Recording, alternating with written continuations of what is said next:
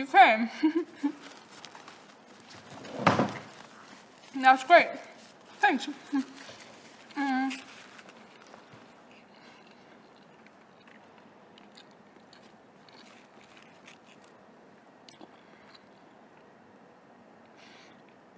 What do you want to do? Whatever I want to do, you'll say, I guess. That's what you always say. I don't really want to do anything. Is that normal? It's normal anyway, right? Don't you think that people have confused normal with common? Lots of things are common, but they're not normal. Lots of things are normal, but they're not common. I wish I had an example to back up my argument, but I've gone totally blank. Do you want some food?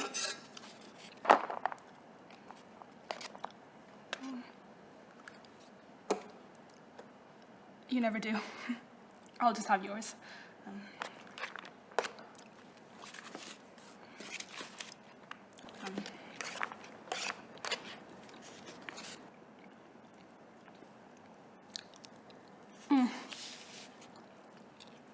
This is good. I have this almost every day. No, every day. I don't know why I said almost. To make me sound less boring or extreme or both. I just oscillate a lot. My hair. I never know what to do with my hair when it's long and when I cut it really short, and then I cut it really short, but then I instantly regret it. I'm sorry, that's a horrible example, just ignore it. I can think of something better, something less trivial than the length of my hair. I mean, hair is not really trivial. In some cultures, it's sacred. I read about this place where they'd cut off the hair of kings or soldiers or leaders or something that failed in battle. Maybe somebody should cut off my hair, right?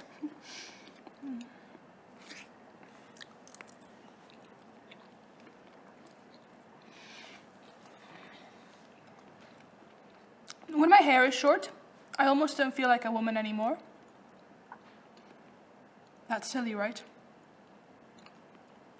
Actually, a clairvoyant once told me that I haven't reincarnated as a man for thousands of years. He said, my soul likes being a woman.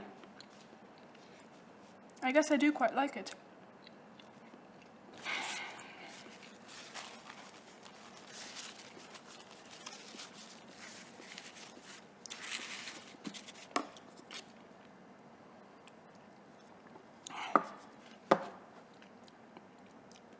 Right.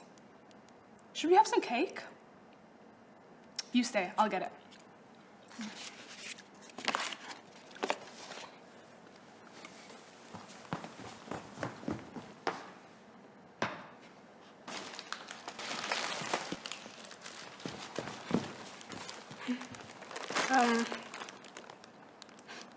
God, there's lots of decisions to make every day, right? My mom used to say that she could feel me hover above her for months before she actually got pregnant with me. So maybe it's my soul that's indecisive. I can't make decisions because I can't decide which decisions I want to make.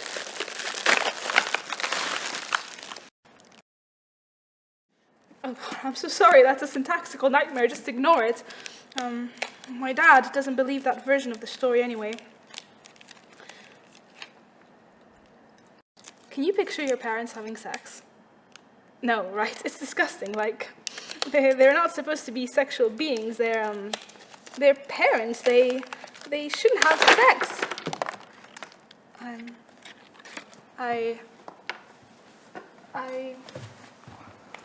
walked in on them once when I was 10.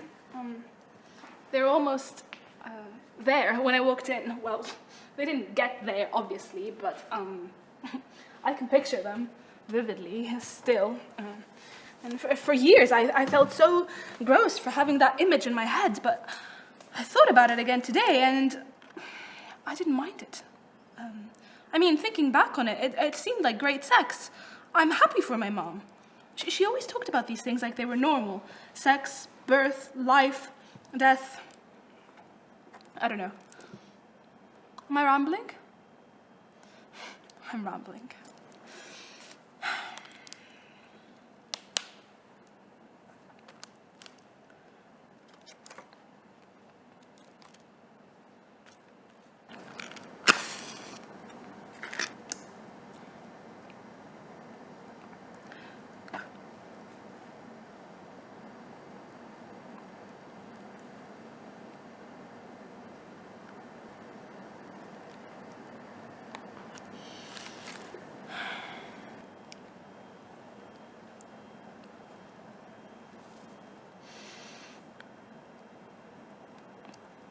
Do you know what I miss?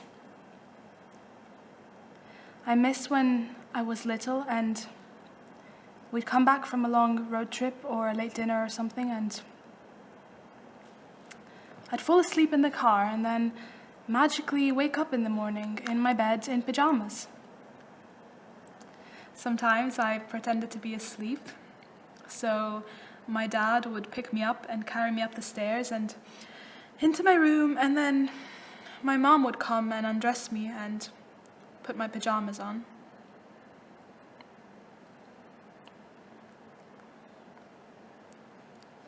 Now people only undress me to have sex with me. I miss sex. No, I don't. I don't know. I don't miss casual sex. Well, I don't think casual sex exists. Maybe it's like that thing they say about violence in movies. Maybe it's the same with sex, so you can call it casual and say there's no strings attached or no feelings involved, but it doesn't matter because it's the same. I don't know. That's just what I think. It might be stupid. Sometimes I wish I'd gone to an all-girls school.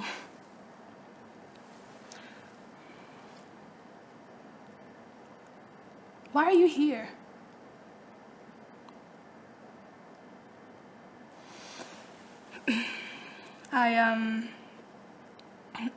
I went for a walk this morning and I passed by this little skincare boutique shop. And I went in and I tried some creams and some moisturizers, and the lady there was just lovely. And she talked about some other creams, and one thing led to another, and I usually don't spend money on this kind of stuff, but my skin has been so terrible since. So I got this exfoliating mask and this moisturizing antioxidant serum, but the total was £92. And on my way home, I passed a homeless man and I felt so guilty, so I gave him £10, but then I felt even guiltier because now I've spent £102. What I'm saying is that I realized I'm not ready for financial independence, obviously, because if I had put that money in a savings account, I would have £102 in savings, but what I have now is 2 creams that make my skin feel amazing, but also give me a panic attack every time I use them. I mean, what are we even celebrating? If everybody's scared of death, why should we all gather here today to celebrate the fact that I'm a year closer to it? So, nobody's coming. Because I said I was vomiting, which I'm not, obviously. But you're free to go because they're not coming.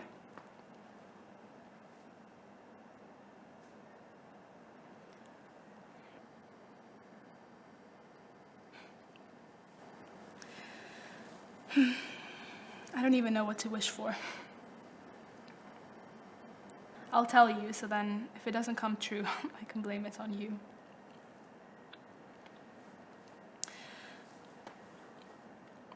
I want to meet somebody cool, nice. Maybe he's looking for me too. Maybe he's sitting somewhere saying, I want to meet somebody cool, nice. And here I am, I'm right here. I daydream a lot. I know you say it's bad. I usually just daydream about love and sex, but in the context of love. It's nothing extraordinary, really. I like those men that are good at the practical stuff, like fixing a door or replacing a light bulb. I never think of that. And then in the daydream, I skip to about a month or so later, so I can daydream about the sex.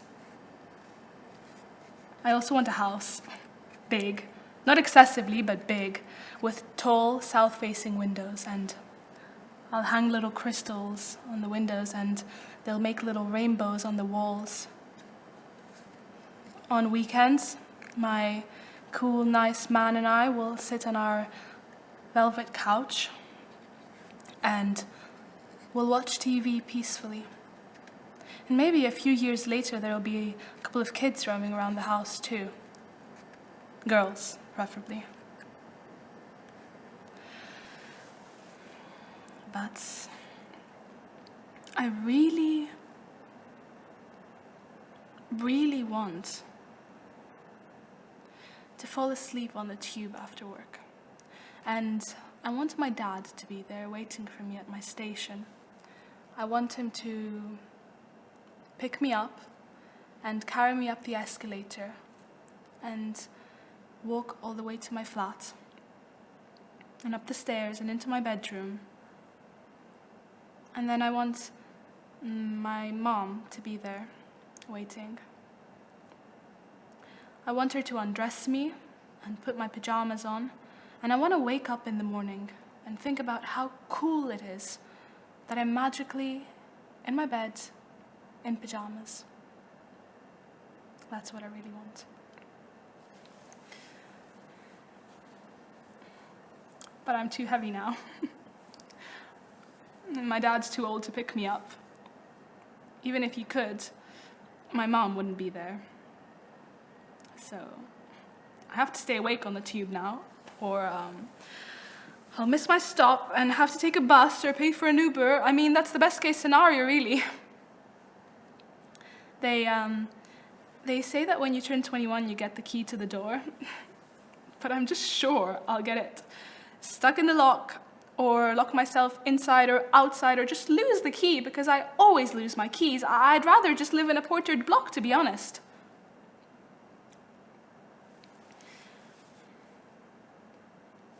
I know what you're going to say.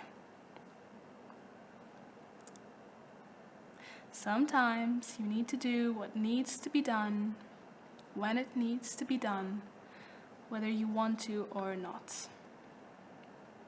You're right. I just wonder if she knew, my mom, that it would be like this. And I wonder if she still would have had me. If I asked her, I'm sure she'd say that, yeah, she knew, and she still had me, but that I also knew, and I still came.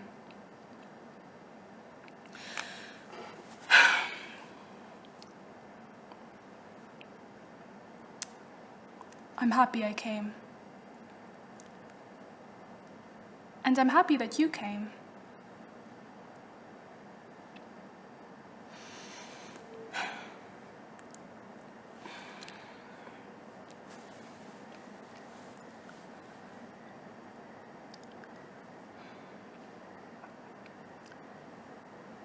Να ζήσεις ζωή και χρόνια πολλά, μεγάλη να γίνεις με άσπρα μαλλιά, παντού να σκορπίζεις της γνώσης το φως και όλοι να λένε να μία σοφός.